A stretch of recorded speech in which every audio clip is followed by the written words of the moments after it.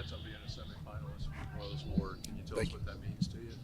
Yeah, I mean that's a really good honor. I think that end of the year awards, whether it's our players or whether it's coaches or whatever, I think those are the awards that are probably the ones that should make you the most humble and most excited, because those are the ones that are determined based off on work. They're not preseason awards. They're not maybe it'll happen. They're not hope it is. Or, it's not a ranking deal. It's cause and effect. And I think um, those guys are the guys out there that made it possible for us coaches to put it together. The coaches we're with, and it's an honor. That's a special award. I got a lot of friends and buddies that I've coached with who've been part of that, and that's a special group. So pretty excited.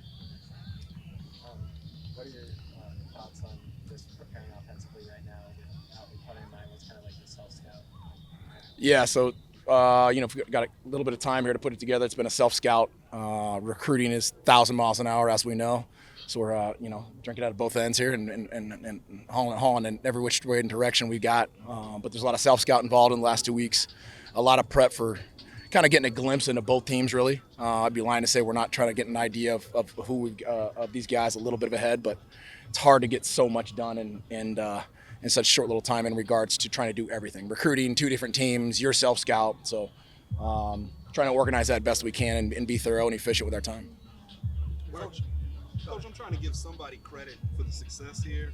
Tried to give it to Kenny. Kenny gave it to the players. I'm sure I'm going to talk to the players. They're going to give it to each other.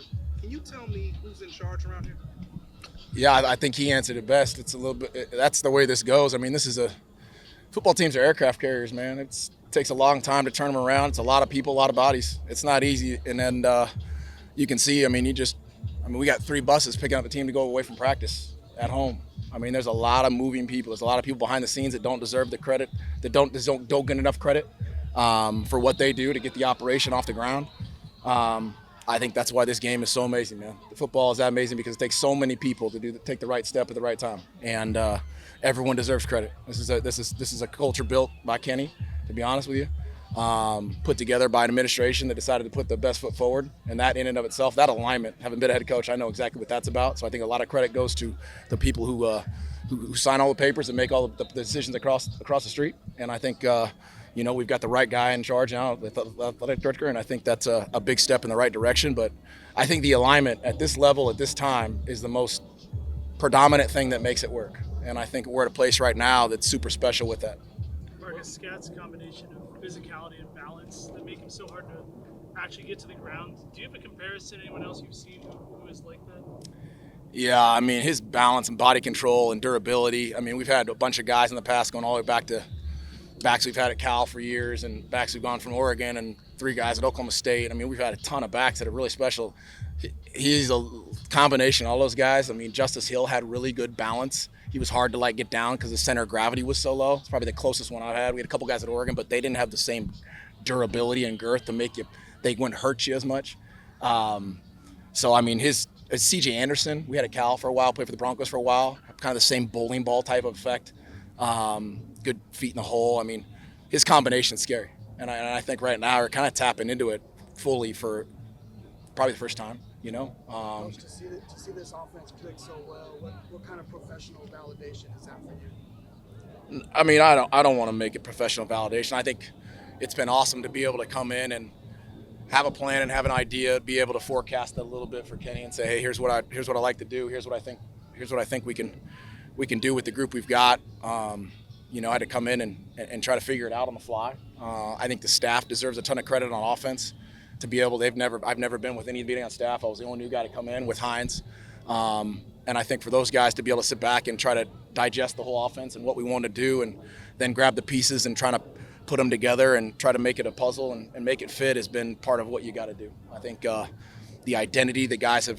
I probably owe the most of the guys for saying, here's what I want it to look like as far as an identity, and that's a physical group that is explosive, that does things right, that wins in efficient ways and understands the critical things that are empirical when it comes to winning football. How has Jordan handled this time not being able to practice? It seems like he definitely wants to be out there. But Yeah, he's got his headset right now. He's calling the plays right now, so I'm sure we better be moving the ball because I'm going to watch the film and make sure we're critiquing this too for a play caller. He's been awesome, dude. Jordan's all in. I mean, he's super bummed. He's super competitive, so anybody who gets hurt in this time right now is down. But I think as soon as the team rallied that week and he saw us go to work and the team rallied behind him and then we went and played the game and guys stepped up, I think that said a lot about the team surrounding him and him being saying, hey, I really am part of, I'm still a piece of this team and the catalyst to kind of what has put us in this position. Now we've got a longer break. Now he's able to kind of get back and kind of get running around a little bit. I mean, here we go. And I think he's been awesome. I'm sure he's bummed, but he's our guy, man. He's a star, and he'll be for a long time. How about the way Xavier and Melcon have stepped up in his absence? Yeah, we talked about that a little bit going in that game versus Iowa State. Was these guys have to answer the bell. They got to carry the flag, and X stepped up, and all of them. Troy stepped up. I mean, Malik stepped up and came out of multi weeks on being on scout team and made a huge play down the field. Everybody collectively took their piece in that game and did it with validation, did it with intent. It wasn't like I'm going to make a soft play. It was a physical game of like we're going to hammer down and go, and that's what you saw. And those guys were awesome, man. Seems On like that there's same kind of note, Malik was able to make an impact in Dallas. How have you seen him practice since then too? Yeah, I mean he's been awesome. I went into that game saying did an awesome job on scout team. He's been tearing up the defense and giving those guys a look all season, and it's helped our defense. He hasn't taken his foot off the gas at all, other than the fact he has been on their field. Now he was on our field the last few weeks, and he's been all gas and no brakes, man. It's been awesome. So it's been really cool. seems like there's been a lot of trust amongst players among each other with each play. Where does that trust come from, and how does that elevate an offense? Well, I mean that starts with the culture. Trust is earned. It's not given. I mean we're all human. I mean we're football players, but it's earned. And I think the thing that's really evident within this group, if you walk into our building or you come to our dinners or you go to a meeting or you see us hanging around, like we get along, like everyone gets along. If there's an opportunity to agree to disagree, it happens too. Don't get it twisted. It's not all lovey-dovey. There's a lot of real critical stuff that's being talked about and being discerned. And I think the reality that's we're all taking it as a family. And I think the culture builds on that. You earn trust, and everybody around here, that's the glue, man. When it starts to get tricky and starts to get hard, that's what keeps a family, a business, a church, anybody together. Is that rare to have that? Yeah, it's rare because it's not rare in the fact that building trust isn't rare. I mean, building trust between two people isn't really hard. It's just hard. Most people don't want to take time to do it. You don't want to talk about the hard stuff. You don't want to be honest with each other. You don't want to really be, have humility in your life and do that. That's really tough. And then you do it with 150 people, and 3/4 of them are under 20. So yeah, that makes it tough. But I think it's the timing of it all, and Kenny's diligence, and the people around, and the people he hired, the people who were in the building, that have made it that way. How has this week of practice felt different than during the regular season?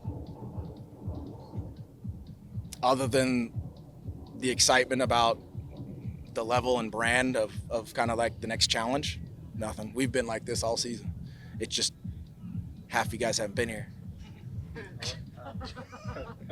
I mean that with the utmost respect, but that's the reality of it. We didn't expect it that way either. We expected to come to work every week, and that's what it is. And that's the main reason we're in this position, is every week has been just the week. Nothing bigger, nothing more. Sam has been in early conversations for next year's Heisman. Definitely don't want to look ahead, but how does a quarterback, how have you seen him handle sort of that external conversation and just remain committed to the process? Yeah, I mean, the only reason that we're able to put that out there publicly and retweet it and put it out there and push it for the program is because guys like him are mature enough to handle it. It's a reality. I think he's mature enough to handle that means nothing yet. It's rat poison, right? It's like, great, but that has nothing to do with today's practice. I think it's a awesome accolade, but it goes back to kind of what we started with, is like those awards are early. It's like at the end, if you get it, that's probably the most humbling. That's the best part, is if you've earned it. Given that you got all the trust and the intangible stuff, how freeing is that for you? I imagine that gives you more time to scheme, more time for X's and O's, but I've never been in your chair. So what does it mean to you to have that? How much easier does it make you to do your job? Yeah, I mean, I've been doing this a long time. This is 20 years now, since I was 23, so it's easy for me. I was able to sense that about Kenny and the people around here before I got here. So, I mean, I probably couldn't say that early on in my career, but you can calculate, you can feel, you can walk into certain places when you do something long enough and feel an environment, feel a culture, talk to a couple people and understand what it's about. So it wasn't freeing, like all of a sudden, like, oh wow, this is what I expected. This is what I signed up for. This is the people I signed up for. This is what I was looking for, was an opportunity to be with a bunch of people who just like to work, man. That's it. Appreciate it, Marcus. Thanks, Coach.